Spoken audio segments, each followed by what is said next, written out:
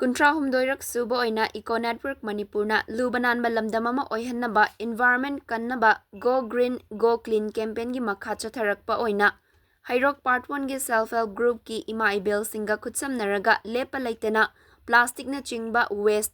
मफम मफमदा चाइथोक्तुना मफम चादबदा सिजिनबा लोइरगा लंगथोकलंबा अदु अमुक हन्ना कानाबा हिरमदा ओंथोकनबा प्लास्टिक बोतल मदी प्लास्टिक की वेस्ट कया अशोक ट्रेडर्स ता खुत्सिनरगा इको नेटवर्क मणिपुरना क्लब अमदी VLF कयागा खुत्समनरगा खोमगत लाक्लिबा सिंगसी सेल ओंथोकपा यारबनिना प्लास्टिक अरेमबदा मई थाबिरगनु मफम चाबदा थंबिरगा रिसाइकल तौनबगी थौदांग अदु लौजबनी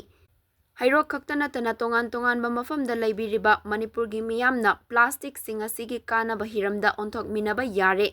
प्लास्टिक खक्तना तना सिजिनबा लोइरबा पोटलम खुदिंगमक अरेमबा अमता लैट्रे अमुक हन्ना सिजिनबा याबा सेल ओंथोकपा याबा ngakta ओइबनिना आइखोय इसाना ज्ञान ताबिरगा इसागी ओइबा थौदांगनी खनबिरगा लंगथोकपगी महुत्ता मै थादोकपगी महुत मफम चाना थंबिरगा इको नेटवर्क मणिपुरदा पाउ पिबिरउ हाइरी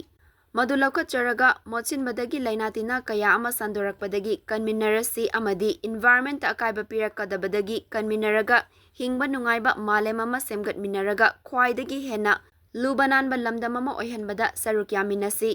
गो ग्रीन गो क्लीन कैंपेन मपुंग फाहनमिनरसी हाइना इको नेटवर्क मणिपुर की प्रेसिडेंट सिंथांगम्बा लाइश्रमना पाउजिन लकली